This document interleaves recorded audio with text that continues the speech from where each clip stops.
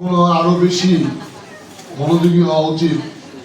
আমরা যেন কখনো কোনো পরিবার মনে না করি যে এই মানুষটি বা এই সন্তানটি আমার জন্য বোঝা হয়ে গেছে, বা আমার পিতা আমার জন্য বোঝা হয়ে গেছে, বা আমার সন্তান আমার জন্য বোঝা হয়ে গেছে।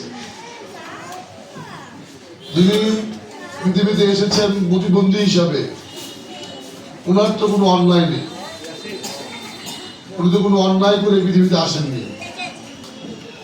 আমি সুস্থ আছি এটা বুঝবার যখনই আমি সবচেয়ে ভালো উপলব্ধি করি, যখন আমি অসুস্থ মানুষটাকে দেখি, তখনই মনে হয় যে মহান সৃষ্টিকর্তা আমাকে কত ভালো রেখেছেন, আমাকে উনার মতো করে বানিয়ে দেননি। সেখানে আমাদের সকল শুকরিয়ার বিষয় থাকে। আমরা আসলে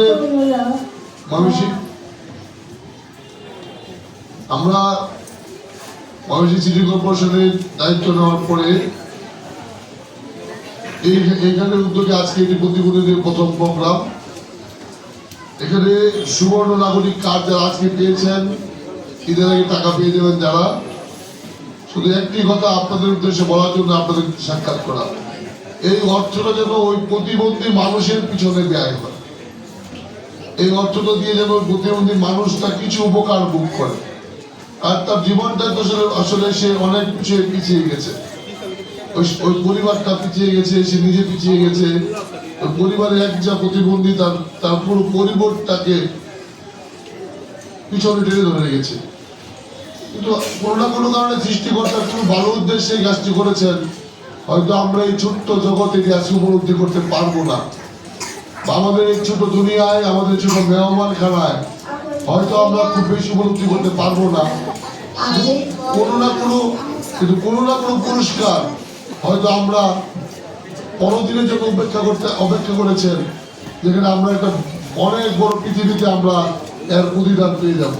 যদি আমরা ইবাদত মনে করে করি তাহলে আমাদের কষ্ট লাগবে না, যদি আমরা যন্ত্রণা মনে করে করি তাহলে আমাদের বিরক্তের শেষ থাকবে না। তাই আমি আপনাদের এখানে সমবেদনা বা সহানুভূতি জানানোর কিছু নেই। আপনারা সব আমার চাইতে শক্ত মনের মানুষ, আপনার প্রতিনিয়তই একটি বিশ্বযুদ্ধের মধ্যে আছেন। আপনার পরিবারটা, আপনার ওই অসুস্থ সন্তানটি, অসুস্থ পিতা, অসুস্থ মাতাকে ভালো রাখবার জন্য আপনার জীবনের একটি মূল্যবান সময় তার পিছনে ব্যয় করছেন। যদি মনে করেন এটি আপনার প্রভুকে খুশি করার জন্য করছেন, তাহলে পৃথিবীর সব সরল হয়ে যাবে। শুধু এটুকু উপলব্ধি করবেন যে আপনি আপনার প্রভুকে খুশি করার জন্য করছেন।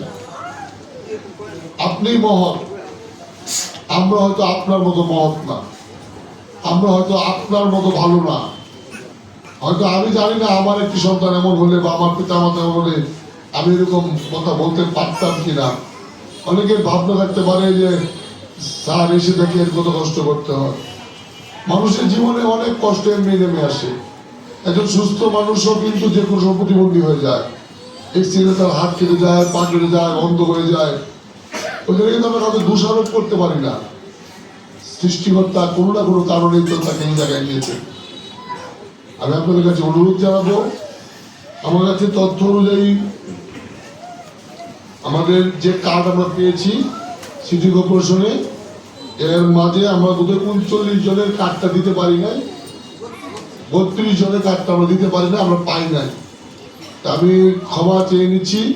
আমরা 32 জন মানুষকেই, ওই পরিবারকেই যাদেরকে দিতে পারছি না, তারা ইনশাল্লাহ আগামী 3 মাস পরে আবার সংযুক্ত হয়ে যাবে। নিশ্চিতভাবে বলছি আমরা সংযুক্ত হয়ে যাবে।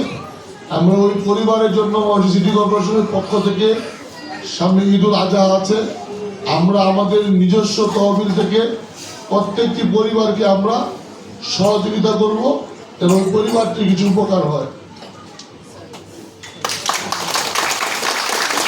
এবং এটা আমরা ঈদের আগেই আপনাদের কাছে আমরা পৌঁছে দিব। এটা সিটি কর্পোরেশনের নিজস্ব উদ্যোগ হবে। আরেকটি কথা, আমি আমাদের যিনি সমাজ কল্যাণ যে ডিপার্টমেন্টটা দেখেন, আমার দৃষ্টিকোণ থেকে ওনারা সমাজ কল্যাণে আসবার মতোই উপযুক্ত ব্যক্তি।